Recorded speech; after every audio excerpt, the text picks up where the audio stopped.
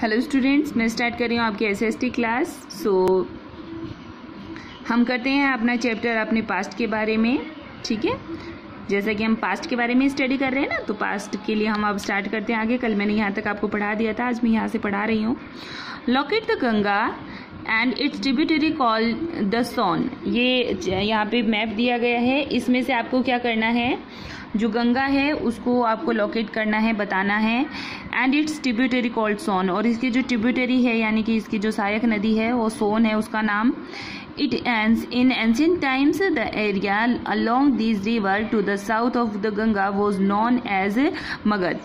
जो गंगा उस टाइम गंगा का जो साउथ एरिया था, गंगा के साउथ साइड के अंदर, उस एरिया को मगध कहा जाता था। Its rulers were very powerful. यहाँ के जो शासक थे वो बहुत ही पावरफुल थे। And set up a large kingdom, और उन्होंने एक बड़ा किंगडम, बड़ा साम्राज्य बनाया। Kingdom were set up in other parts of the country as well. ना केवल हमारे देश में बल्कि दूसरे देशों में भी इन्होंने अपना जो साम्राज्य था उसको फैलाया। Throughout people travelled from one part of the subcontinent to another. यहाँ तक कि जो इंसान था वो सब कॉन्टिनेंट के एक पार्ट से दूसरे पार्ट के अंदर भी ट्रेवल किया करता था। The hills and high mountain including the Himalayas, desert, river and seas made journey dangerous at time. उस टाइम कोई व्हीकल नहीं हुआ करते थे, तो जर्नी के अंदर जो ऊंचे पहाड़ हुआ करते थे, आप उनमें हिमालय लगा सकते हो। डेजर्ट, रेगिस्तान आ जाते थे, रिवर्स आ जाती थी, सीज आ जाते, तो ये बहुत ही डेंजरस हुआ करते थे, बड़ी मुश्किल हुआ करती थी सफ़र करने में। बट नेवर इम्पॉसिबल, लेकिन सफ़र करना उस समय भी इम्पॉसिबल नहीं था। So man and woman moved in search of livelihood. तो इन जो आदमी औरत थे वो खाने या अपने रोजगार की तलाश में, अपनी आजीविका की तलाश में निकल पड़ते थे। As also to escape from natural disaster like flood और ड्रॉट। यहाँ तक कि उस समय लोगों को प्राकृतिक जो आपदाएं होती थी, जैसे बाढ़ आ गई या सूखा पड़ गया, उनसे भी परेशान होना पड़ता था, आज भी होना पड़ता है। समटाइम्स मैन मार्च्ड इन आर्मीज। कई बार इंसान आर्मीज में भी काम किया, जो आदमी होते थे वो आर्मी में काम किया करते थे। कॉन्क्वायरिंग अदर लैंड, दूसरों की जमीनों को हड़पना या कॉन्क्वायर करना, है ना। बिसाइड्स मर्चेंट ट्रेवल विद कैरावेंस और शिप्स। जो व्यापारी हुआ करते थे वो कैरावेंस और शिप लेकर के carrying valuable good from place to place, एक जगह से दूसरी जगह पर वैल्यूएबल जो थिंग्स होती थी उनको ले जाते थे।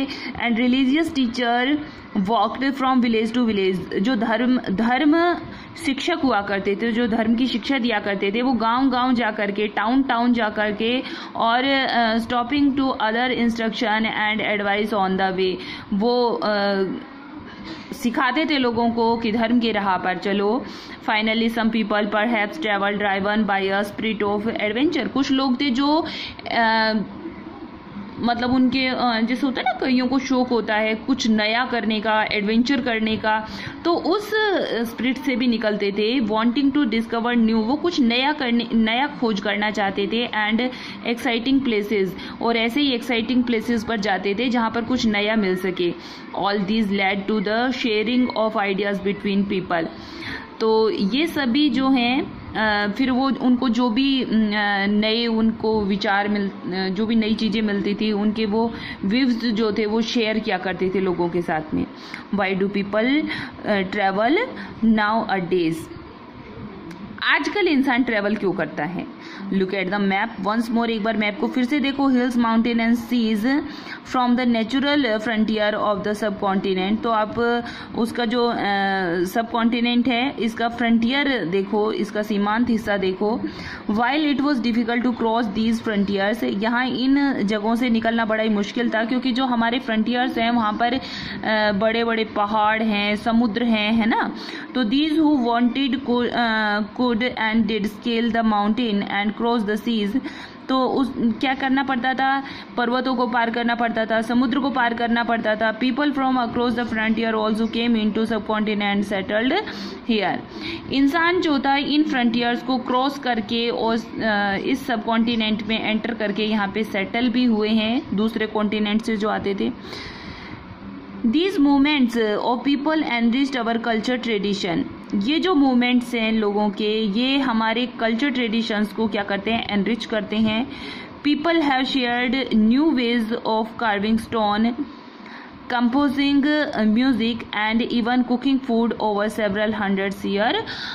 तो एक जगह से दूसरी जगह पर जाते हैं तो हमारी जो कलाएं हैं या जो हमारे काम करने के तरीके हैं वो दूसरी जगह पर पहुंचते हैं और जो दूसरों के तरीके हैं उनको हम सीखते हैं। तो सैकड़ों सालों से जो खाना बनाने के तरीके हैं, म्यूजिक बनाने का या म्यूजिक के जो तरीके हैं या फिर पत्थरों को जो कार्विंग के उनके जो तरीके हैं वो सैकड़ों साल पुराने हैं।